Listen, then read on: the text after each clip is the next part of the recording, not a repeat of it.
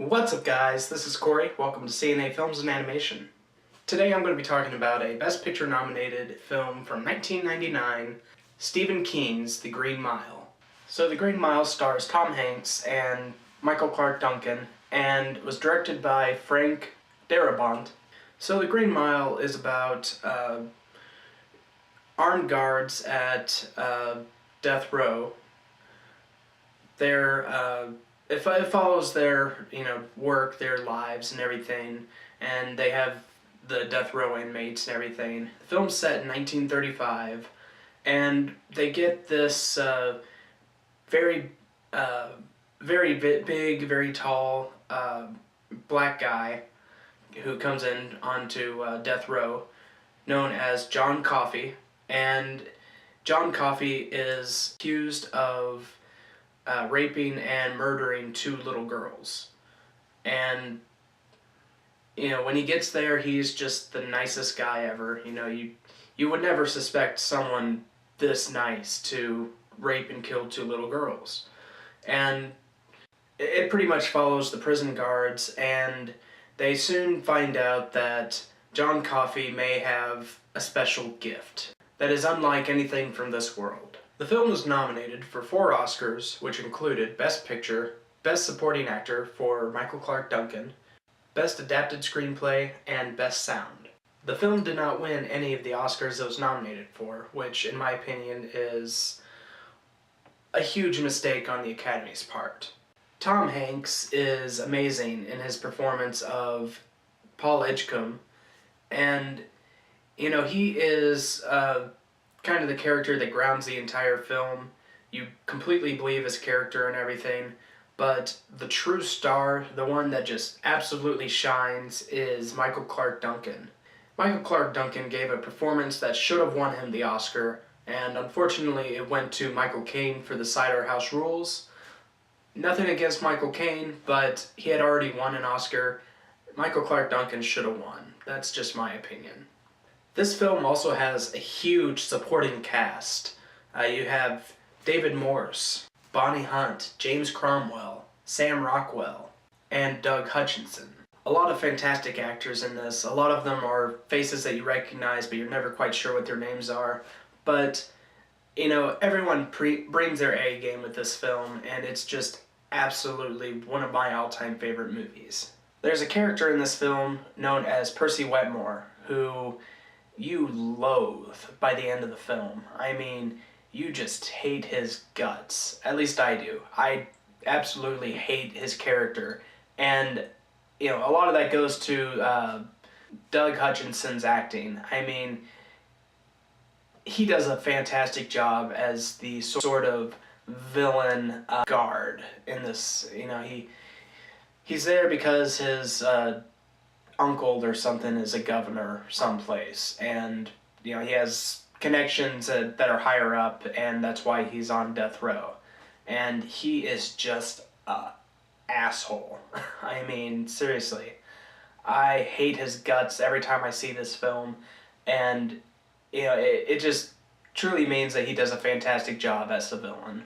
Michael Jeter plays a prison inmate, and he is really good. I mean, he plays a French person. He has like a French accent, and he is on death row.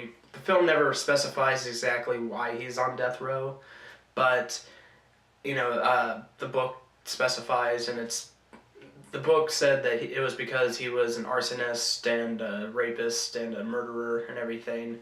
But in all honesty, I don't see it from the guy. He is just a very kind of sweet man. He befriends a mouse, and that's one of the big elements of the film. There's this mouse that runs around on death row, and he calls him Mr. Jingles.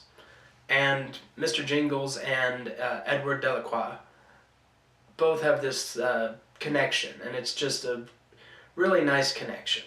Sam Rockwell does a really good job as well. He plays Wild Bill Wharton, and he's a very wild, very rambunctious. He's a very mischievous character, and he plays it to a T. I mean, he does a really good job. Sometimes it's really funny. Sometimes, it's you hate his guts. I mean, it's just one of those very well-rounded characters that is very memorable.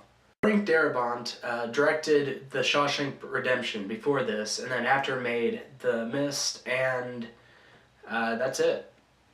And, his direction for this film, I think, is the best that he's been.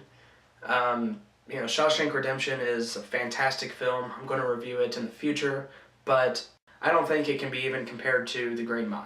It's two very separate films, and personally I think The Green Mile is a better film. But, hey, everyone has their own opinions. Frank Darabont does a really good job directing this film. There's a lot of great elements to it that just shine through, and he's one of the strongest elements. This is one of the few films that I actually have read the book to. I read the book after I saw the film years ago, but the book and the film follow each other pretty closely, and even Stephen King, who wrote the book, said that this is his most faithful adaptation of any of his books. I do notice that there are some similarities and differences throughout both the book and the film, especially in the beginning and end. There's a character that isn't even mentioned in the film that I hated his guts in the book. Pretty much he was an orderly who was taking care of elderly patients in this nursing home. And he was very similar to Percy Wetmore. They even said that in the book. And, it's just, the film doesn't lose anything by not having this character, but it does differ in the ending. And, still, I think both the book and the movie are just fantastic stories. This film came out in 1999, and it was up against films like American Beauty and Sixth Sense, The Insider, and I think even Cider House Rules. And it's just one of those things that, had it been a different year, maybe it would have won Best Picture, but it eventually went to American Beauty. If you haven't seen this film, I highly recommend it. In fact, I even more than highly recommend it. I don't even know how that's possible, but this is a must-see film. It's one of those films that, in a way, changed my life, and, if you haven't seen it, make sure you have a tissue box next to you, because, seriously, I admit it, every time I watch this movie, and granted, I've seen this movie several times throughout my life, every time I see it, I cry at the ending. It's a very sad ending. I'm not going to say what, but it's a very depressing ending, and it's one that just, you don't want to see the ending, but it follows along with the film, and it's just a fantastic film overall. I'm going to give The Green Mile, to no surprise, a 10 out of 10, and if I did a higher rating system, I would give it even higher than 10 out of 10, but I just go with 10 out of 10. It's seriously probably in my top 20 favorite films of all time. It's definitely one that you should check out if you haven't seen. So tell me, guys, have you seen The Green Mile? If you have, what'd you think of it? Did you like it? Did you dislike it? What'd you think of the performances? What'd you think of the direction? What'd you think of the story? Have you read the book? If you did, what'd you think of the book versus the movie? Which did you like better? Comment below, let me know. Love to hear your feedback. If you guys like this review, be sure to like, favorite, subscribe. Be sure to check out our other videos. Be sure to like us on Facebook and follow us on Twitter. And as always, I'm Cory, and I'll see you guys in the next one.